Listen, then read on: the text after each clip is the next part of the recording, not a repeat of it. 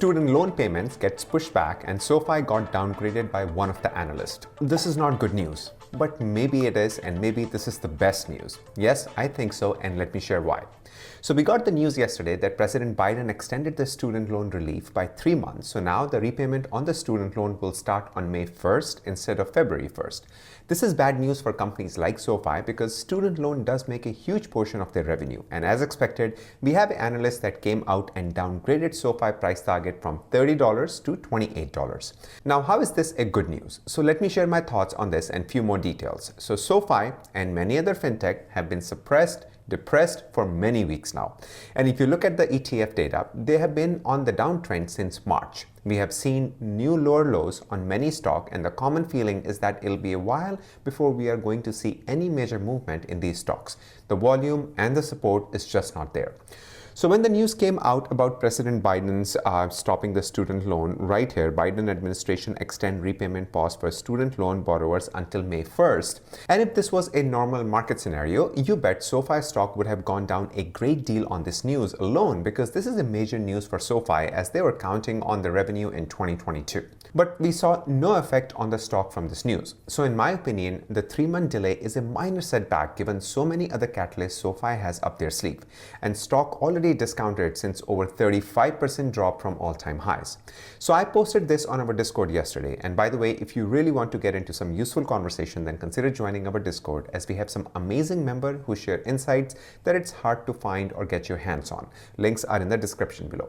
So I wrote in the Discord that it's better to have this now, as stock has already seen the bottom, instead of coming out when the stock has already gained some of the recent sell-off and then fell again. Okay, so let's check out the analyst that gave this new rating with the new lower price target right here. So this is from before this image, and I just did a video I think yesterday on this, sharing the image and all the analysts that are covering SoFi and what their price targets are. So if you pay attention, we had two price targets of 30 and 30 over here. One was from Mizuho and one was from Rosenblatt, and Rosenblatt came today and gave a price target of $28 from $30. Now pay attention to this. This price target was given in June 15th of 2021, when this analyst came and gave a buy rating and a price target of $30.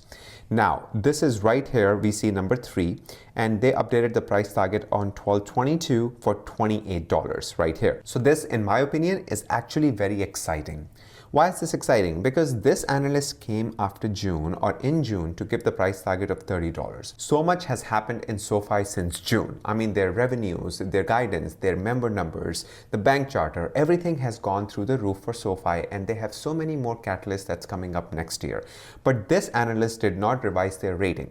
After the recent sell-off, and all the fintech has been depressed for so many weeks, and now we are feeling that, it's going to be a while before these fintechs will come out of this big depression that they are under, the analyst came out and only dropped the stock $2. If the same analyst would have came out and gave the stock price a $20 target, then I would have said that they are really slashing 30 to 40% from the price target. But $2 from a $30 stock basically coming out after all that has happened in the fintech sector is not a big deal, especially with the student loan was their reason. I do feel that student loan was really important for their balance sheet, but I don't think SoFi is sitting around and waiting for student loans to come back so they can start making money. They have so many more catalysts and so many different ways of generating revenue internally that I feel student loan was a big part, but was not the main part. So that's why I feel this new rating, or the news coming out now, is actually a blessing, because once the positive catalysts start, we don't want them to stop. Next, I'll share some data which I might get trouble in sharing, and it's not meant, so I will just share a little glimpse. So take a look here. This is a quick chart of the short interest of the whole sector. I'm not talking about SoFi here, I'm talking about the financial sector right here. So as you can see, the short interest have been dropping in financial sector because they have been beaten down so bad lately. So if you see over here, 28 Jan, it started to really go up, and by March, it was really high when we saw this huge buying in the fintech sector. After that, when the people started to take money out, the short interest actually went up. And in May, it was really high, and then since then, it has been on a downtrend. Then it went up again in September when we saw this huge rotation in the money, and I've shared that in my previous video. But now if you see, it's at almost the same level as it was in the beginning of this year, which is not a big deal. So short interest have been decreasing. So I feel the whole industry has seen the bottom, and all the major fintechs right now is actually PayPal, Affirm, Square, everything is seeing so much red, and I feel they will continue to see red. Once we get the momentum is when we will see all these companies come out, and then we'll see some solid green.